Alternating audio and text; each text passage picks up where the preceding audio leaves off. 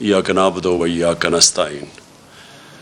आज मैं सबसे पहले अपने अल्लाह का शुक्र अदा करता हूँ और उसके बाद अल्लाह के हबीब नबी सल्लल्लाहु अलैहि वसल्लम का, क्योंकि वो अपनी उम्मत के ऊपर अपनी नज़र रखते हैं। और उसके बाद मैं पंजाब के लोगों को, पंजाब के वोटर्स को, और ख़ास तौर पे जो पंजाब की यूथ निकली है, नौजवान निकले हैं, और उसके बाद जो ख़वातीन निकली हैं और जिस तादाद पे निकली हैं इस बाई इलेक्शन में वोट डालने के लिए, मैं आज आपका शुक्रिया अदा भी करता हूँ, आपको खैराज तहसीन भी पेश करता हूँ। मेरे पाकिस्तानियों, ये एक मेरे मुल्क के लिए एक बहुत ही खुशाइन वक्त है। मैं क्यों समझता हूँ कि ये पाकिस्तान की तारीख़ में एक ऐसा वक्त आया है जो हम सबको अल्लाह का शुक्र अदा करना चाहिए। वो क्यों कि देखिए, एक कौम के अंदर जब शऊर आ जाता है, जब वो बेदार हो जाती है, जब उसको सबसे बड़ी बात कि अपने नज़रिए की समझ आ जाती है कि क्यों बनी थी ये कौम, तो इससे ज़्यादा हम अल्लाह का शुक्र अदा नहीं कर सकते। मैंने ये सारे कैंपेन के अंदर अपनी कौम को एक ही चीज़ बताई कि पाकिस्तान का मतलब क्या, ला इलाहा इल्लल्लाह, और तेरा मेरा रिश्ता क्या, ला इलाहा इल्लल्लाह। देखिए, ये है नज़रिया पाकिस्तान। ला इलाहा इल्लल्लाह मुहम्मद रसूलुल्लाह एक फ़लसफ़े का नाम है।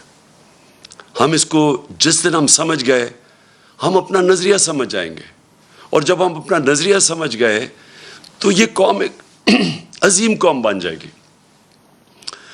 कभी भी कौम नज़रिए के बगैर नहीं बनती। एक कौम जिसका नज़रिया ही नहीं है, वो कौम ही नहीं बन सकती। वो हजूम होता है अवाम का। तो मैं आज खुश हूँ।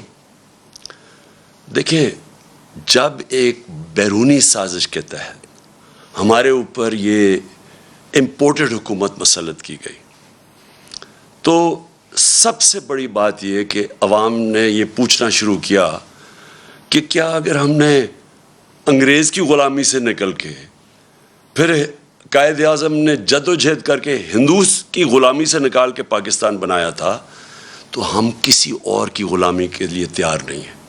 और जिस तरह एक बैरूनी साजिश जो हमारे उसके तहत हमारे ऊपर ये लोग मुसल्लत किए गए, मैंने अपनी कौम के अंदर वो शऊर और बेदारी देखी जो मैं अभी तक नहीं देखी थी। और मैं इसलिए खुश हूँ कि अब हम अल्लाह के फजल से एक कौम बनने जा रहे हैं।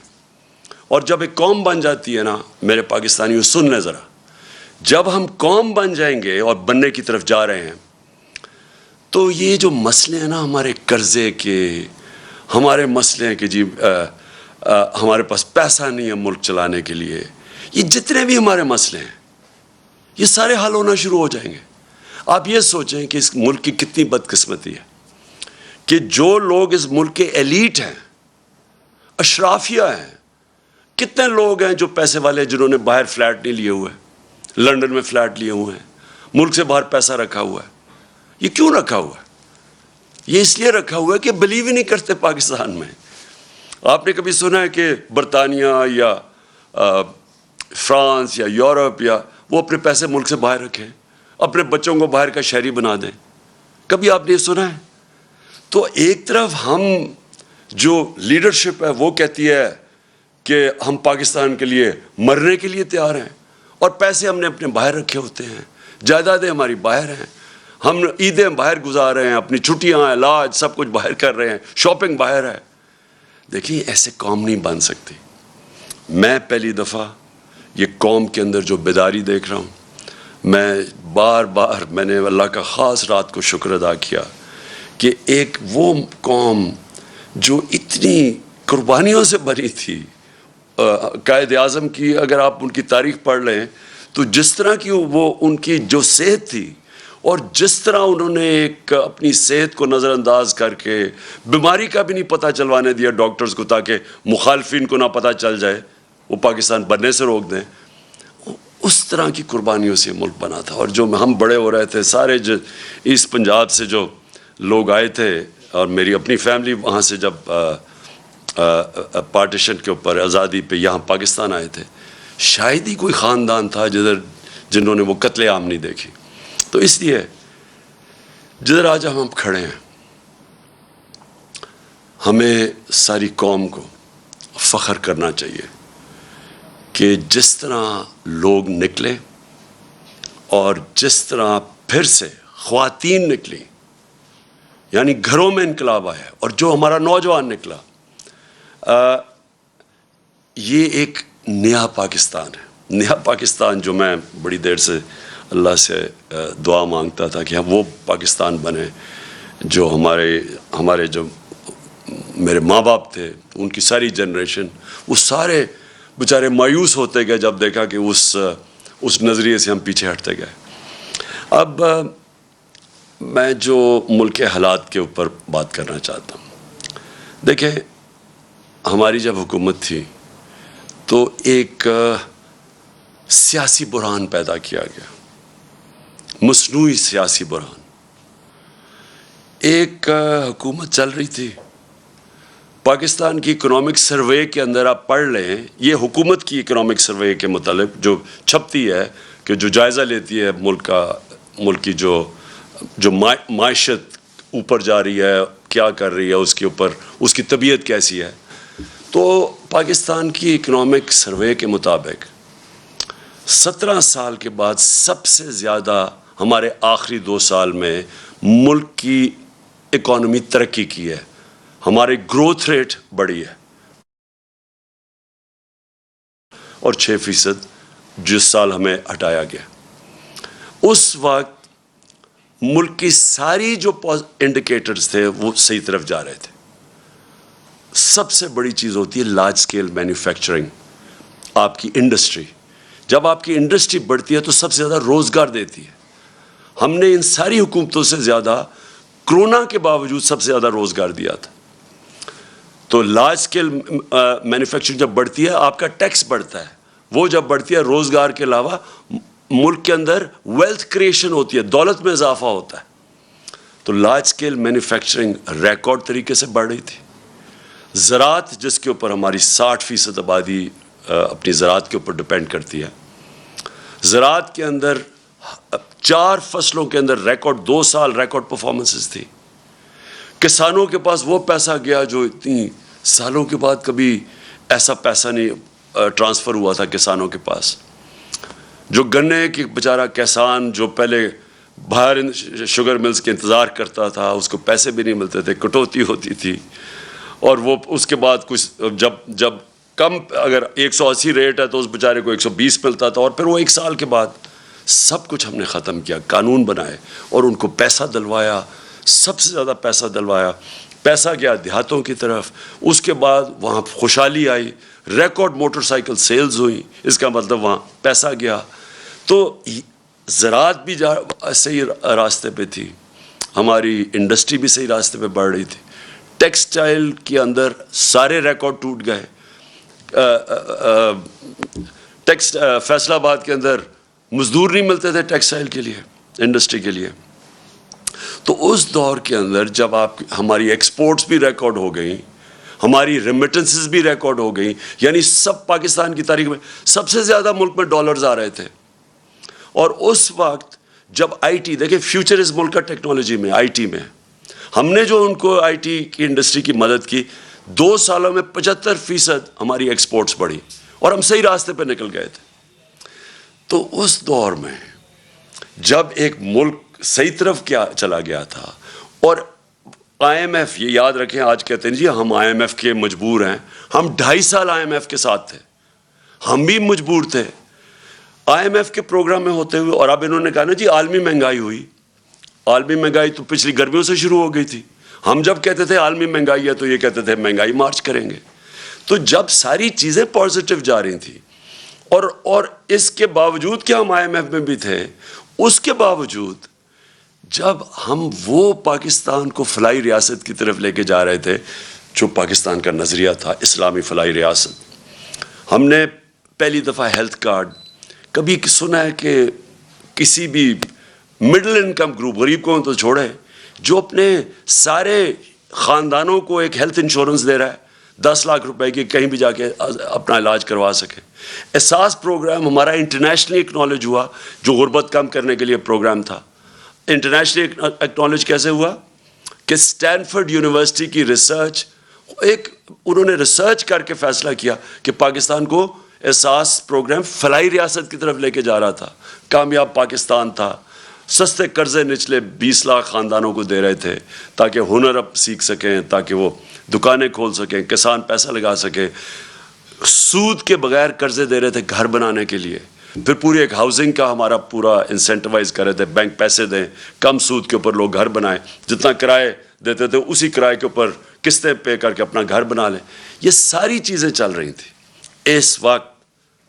اس وقت سازش کر کے ہماری حکومت گرائی گئی, اور جب ہماری حکومت جب گرانے جا رہے تھے تو میں نے اور شوکت ترین نے پوری کوشش کی آگاہ کرنے کے لیے کہ یہ جو آج حالات ہیں انٹرنیشنل, جدھر ایک عالمی مہنگائی آئی ہوئی ہے جس کو کہتے ہیں کموڈٹی سپر سائیکل, اور اس کے علاوہ جو اس ملک کے اندر, جو ہمارے ملک کے اندر جو حالات ہیں اس وقت, اگر یہ گورنمنٹ گرائی گئی تو جب سیاسی اگر بحران آیا تو معیشت نہیں سنبھالی جائے گی.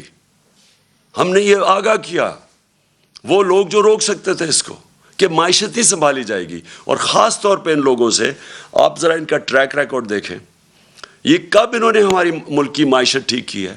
اور سب سے بڑی انڈیکیشن ہوتا ہے جب آپ ایک ملک کی معیشت کو ٹھیک کرتے ہیں تو آپ کی ایکسپورٹس بڑھتی ہیں, جس سے ڈالرز ملک میں آتے ہیں, جس سے ویلتھ کریشن ہوتی ہے. ان کے پچھلے 5 سال تو ایکسپورٹس بڑھی نہیں, جو یہ نون لیگ کے 5 سال تھے.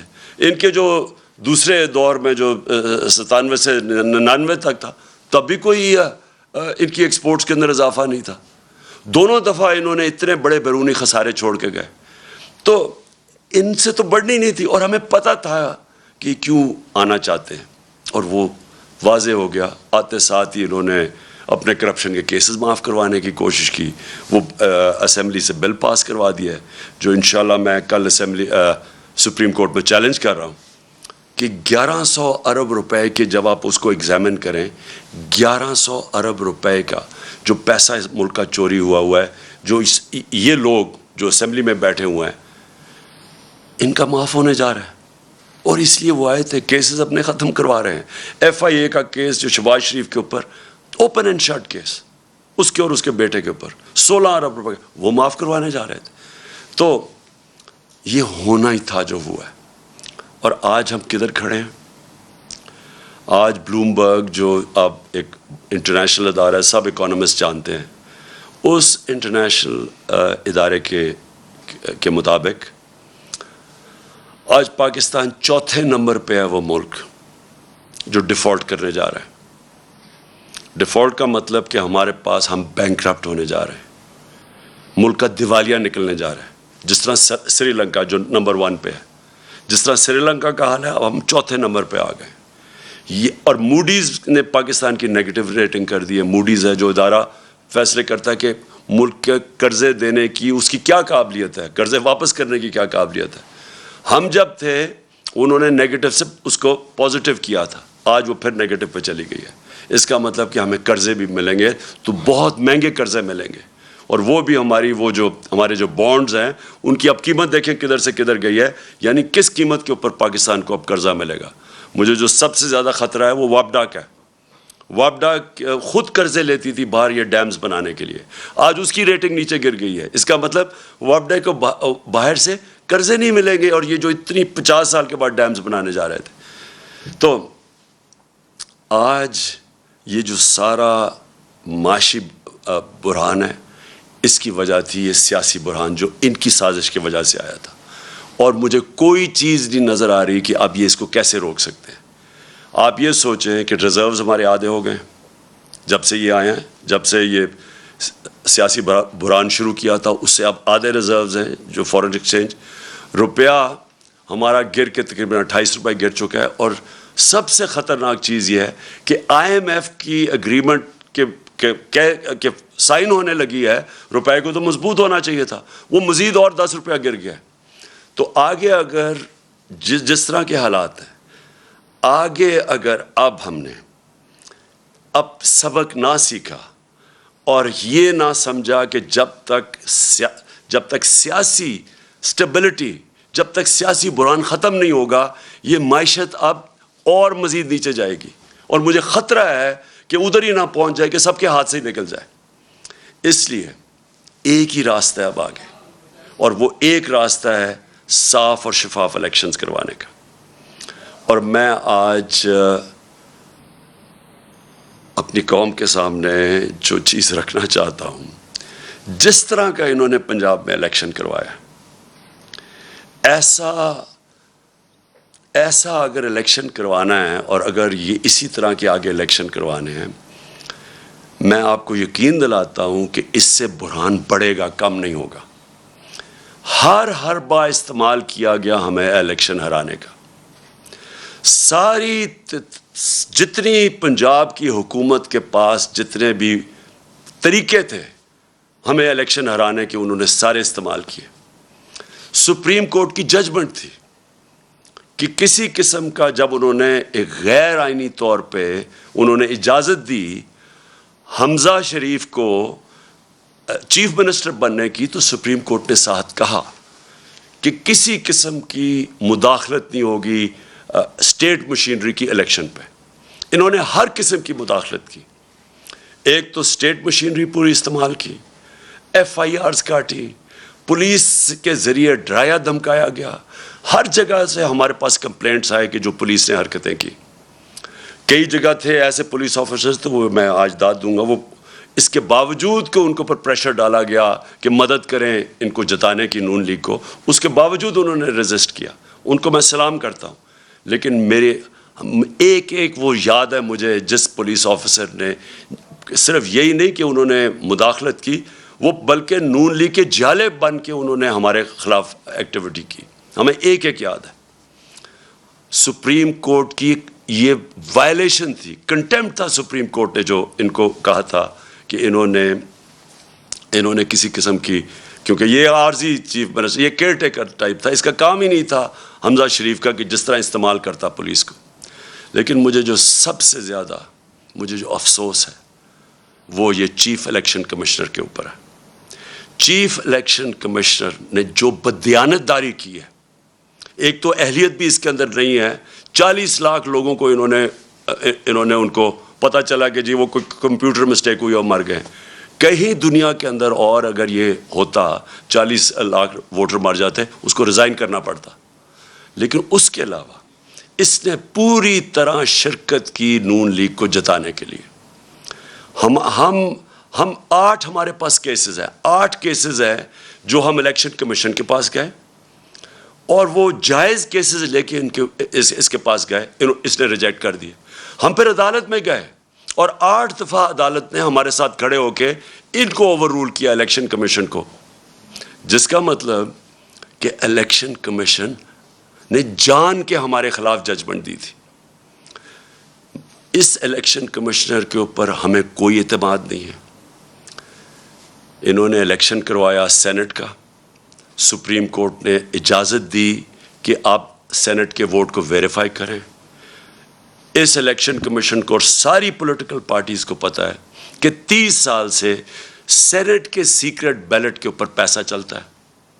میں نے پوری کوشش کی، ہم ہی سپریم کورٹ کے پاس گئے، اور سپریم کورٹ نے اس کو روکنے کے لیے اجازت دی کہ ہاں آپ ووٹ کو ویریفائی کر سکتے ہیں.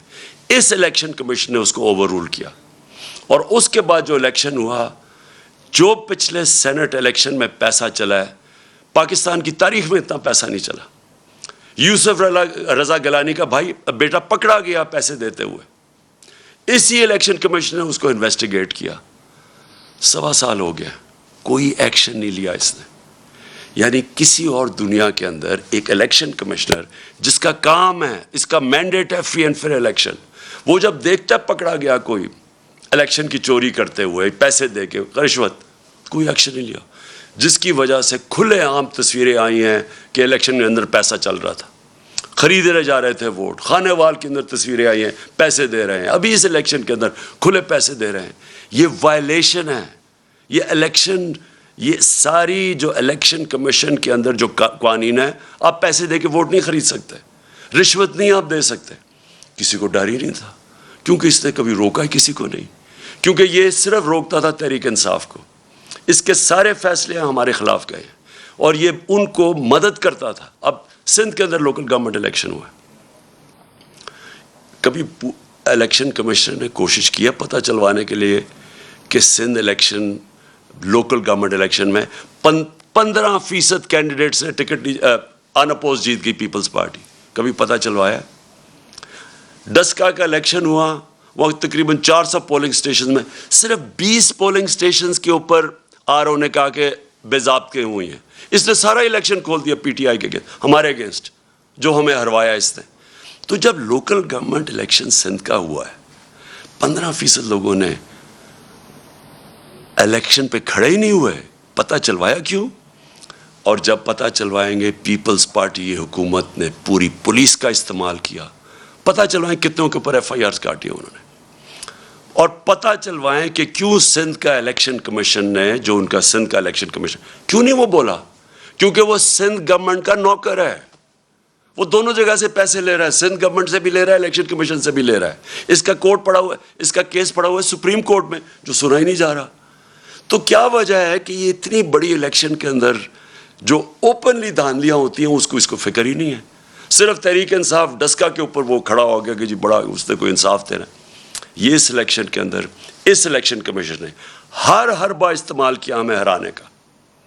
ہم آج جیتے ہیں تو اس کے باوجود، ہم جیتے ہیں تو اسٹیٹ مشینری جو انہوں نے استعمال کی اس کے باوجود جیتے ہیں. ہم جیتے اس لیے ہیں کہ پاکستان کے ووٹر جس طرح نکلا ہے، جنرل الیکشن میں ایسا ووٹر نہیں نکلا جو کہ اس بائی الیکشن میں نکلا ہے. میں 26 سال سے جلسے کر رہا ہوں. میری تو کوئی الیکٹیبل نہ تھا، نہ میری کوئی فیملی تھی پالیٹکس میں.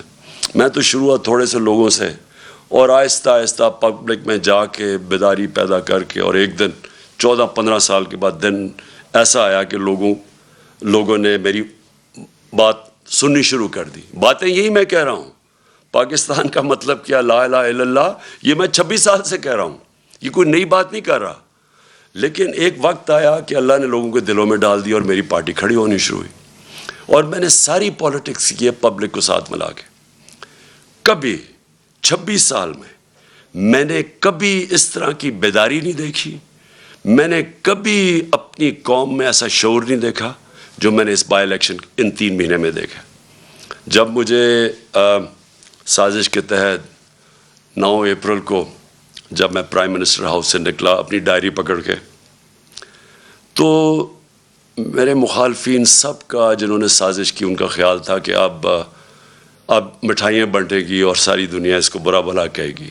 میڈیا کا پورا ایک گروپ ساتھ ملا ہوا تھا ان کے، اور ان میڈیا نے پوری کیمپین چلائی اس کے اگینسٹ. میں پھر سلام کرتا ہوں وہ میڈیا جو اس کے باوجود کھڑا رائے حق پہ، سچ پہ. کیمپین چلائی گئی. انہوں نے پہلے بلیک آؤٹ کروایا ہمارا، اور پھر ان ساروں نے آ کے میرے پر کیسز بنانے شروع کر دیے. ہمیں جو 25 ہم جب ایک پرامن احتجاج کر رہے تھے کہ بیرونی سازش کے تحت ان کو بٹھایا ہے، وہ لوگ 60% کیبنٹ ضمانت پہ. شہباز شریف اور اس کا بیٹے کو سزا ہونے لگی تھی ایف آئی اے کیس میں.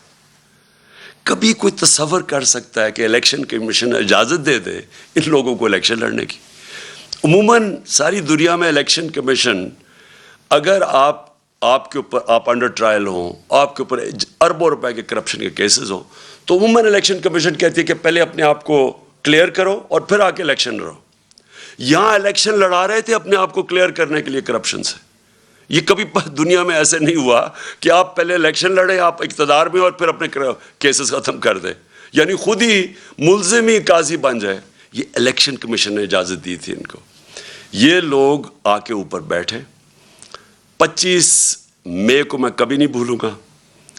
قوم نکلی، ساری قوم نکلی ان کے خلاف، جو انہوں نے یہ ہمارے ملک سے ظلم کیا.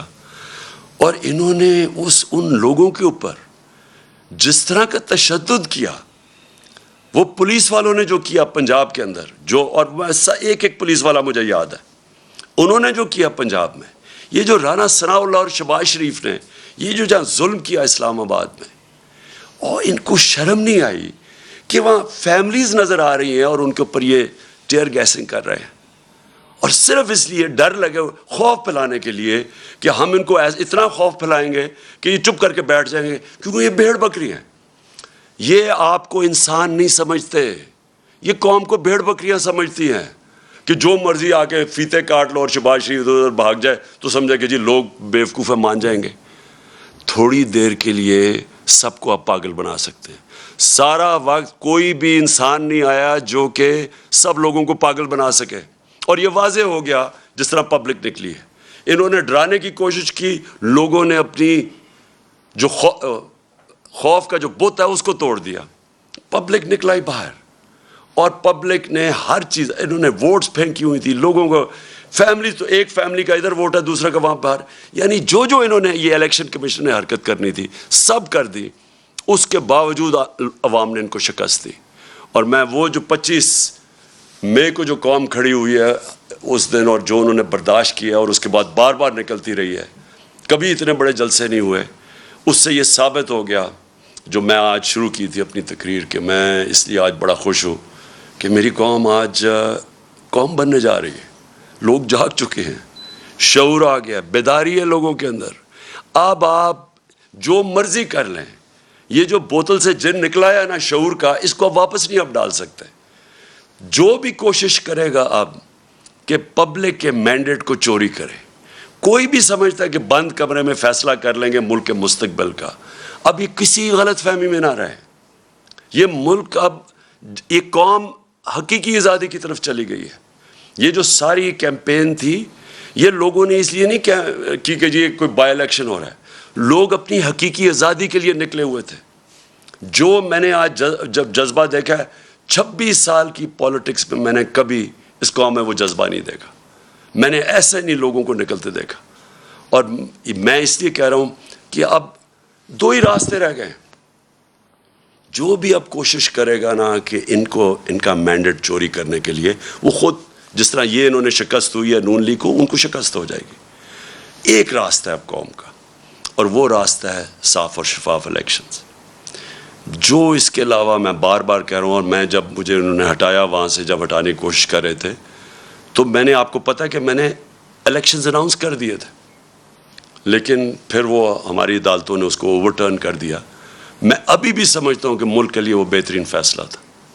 اگر سیاسی انتشار پیدا ہی کر دیا تو بیسٹ طریقہ عوام کو فیصلہ کرنے دیں کون کس کو وہ چاہتے ہیں کہ اس ملک کی قیادت کرے. میں ابھی بھی یہ کہہ رہا ہوں, ایک راستہ ہے اس قوم کا, صاف اور شفاف الیکشن. اور صاف اور شفاف الیکشن اس الیکشن کمیشن کے اندر نیچے کبھی بھی نہیں ہو سکتا. یہ ایک ملک کی جو سب سے بڑی سیاسی جماعت ہے, اس کو کوئی اعتماد ہی اس الیکشن کمیشن پہ نہیں ہے. بار بار یہ ہمیں ڈسا ہے, بار بار یہ ہمارے خلاف کیا ہے, اور اس نے کھل کے ہمارے اسٹیٹمنٹس دیے ہیں, اور ہمیں پتہ ہے یہ لاہور میں جا کے کن کے قدموں میں بیٹھتا رہتا. میں یہ اس الیکشن کمیشنر کو آج کہوں گا کہ آپ کے پاس راستہ ہے, آپ ریزائن کریں. ایک ہی آپ کے لیے طریقہ ہے. آپ ہو ہی نہیں سکتا کہ جب میچ کھیلنے جا رہے ہیں, 2 ٹیمیں ہیں, ایک ٹیم کہتی ہے مجھے امپائر پہ اعتماد ہی نہیں ہے. کرکٹ میں بھی جب ہم میچ کھیلنے جاتے تھے ہم کہتے تھے ایک امپائر پہ اعتماد نہیں, اس امپائر کو ہٹایا جاتا تھا.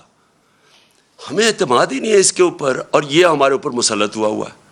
اور دوسری چیز, جج ہے, یہ امپائر الیکشن کے جج بھی ہے, جج کا کام کر رہے ہیں نا, 2 جو کمپیٹ کر رہے ہیں, جج نے فیصلہ کرنا ہے.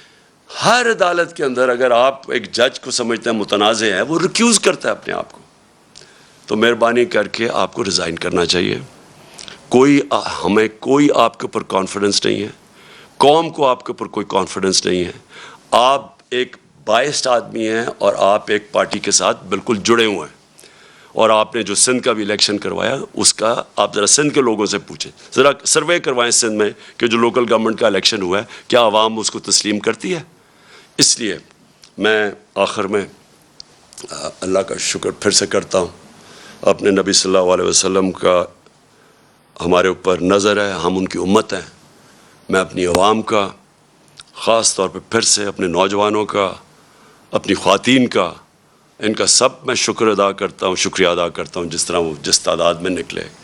اور میں اس میڈیا کا بھی شکر ادا کرتا ہوں, شکریہ ادا کرتا ہوں جنہوں نے ہر پریشر کے باوجود انہوں نے ہماری سپورٹ کی. انہوں نے ہماری سپورٹ کیا کی, انہوں نے ہمیں بلیک آؤٹ نہیں کیا, ہمیں موقع دیا اپنا موقف رکھنے کا. اور مجھے پتہ ہے کہ کس طرح کے پریشرز تھے. اب پاکستان کو آگے بڑھنا چاہیے. ہمارے سامنے بڑے چیلنجز ہیں جو سازش کے تحت ملک کو ڈی سٹیبلائز کر دیا اور معیشت جو نیچے جا رہی ہے, عوام مہنگائی میں پس گئی ہے. آج حالات دیکھیں کہ آج جو پٹرول اور ڈیزل ہے اس کی قیمت دیکھیں کہ انہوں نے 18 روپے پیٹرول کم کیا ہے اور 35 روپے ڈیزل کم کیا, اور پہلے ڈیزل کو 130 روپے بڑھا دیا اور پٹرول کو 100 روپیہ بڑھا دیا. انٹرنیشنل مارکیٹ کے اندر آج جب ہم گئے تھے تو تیل بک رہا تھا 103 روپے, 103 ڈالر پہ بک رہا تھا تیل. آج وہ 95 پہ پہنچ گیا. تو ان کو نیچے کرنا چاہیے, اس وقت بھی لوگوں کے اوپر کم بوجھ ڈالنا چاہیے. لیکن معیشت تب ٹھیک ہوگی جب یہاں سیاسی سٹیبلٹی آئے گی, استحکام ہوگا. اور اس لیے میں آج ساری اپنی قوم کو اپیل کرتا ہوں کہ ہم سب کو اب ایک ہی طرف دیکھنا چاہیے کہ کیسے ہم اس ملک میں صاف اور شفاف الیکشن کروا کے اس ملک کو اب اٹھا سکتے ہیں, ڈیولپمنٹ کی طرف لے سکتے ہیں. میرا جو تجربہ ہوا ہے 3.5 سال میں, ایک دفعہ سیاسی سٹیبلٹی آ جائے ملک میں, سیاسی استحکام آ جائے, یہ ملک کے اندر اتنا بڑا پوٹینشیل ہے بڑھنے کا. اور سب سے بڑا آخر میں کہہ بھی دوں جو پوٹینشیل ہے, دیکھیں ہماری ایکسپورٹس بڑھنے میں ہمارا سب سے مسئلہ کیا ہے کہ ہمارے ڈالر کم ہو جاتے ہیں. ہم بڑھنے لگتے ہیں اکانومی کیونکہ ہم نے کبھی ایکسپورٹس پہ توجہ نہیں دی, ڈالر کم ہونے شروع ہو جاتے ہیں, ہمیں IMF کے پاس جانا پڑتا ہے. لیکن ہمارا اتنا بڑا اثاثہ بیٹھا ہوا ہے باہر, بیرون ملک پاکستانی, یہ ہمارا بہت بڑا اثاثہ ہے. ہم جیسے جیسے یہاں سیاسی استحکام آتا جائے گا, سٹیبلٹی آتی جائے گی, یہ لوگ انویسٹ کریں گے پاکستان میں. یہ تب تک نہیں انویسٹ کریں گے جب تک یہ ملک کے اندر یہ جو بحران رہے گا سیاسی. یہ ہے ہمارا اثاثہ. ان کا پیسہ لانے کے لیے, ڈالرز لانے کے لیے ہمیں پولیٹیکل سٹیبلٹی چاہیے. اس کے لیے ہمیں صاف اور شفاف الیکشنز چاہیے. پاکستان پائندہ باد.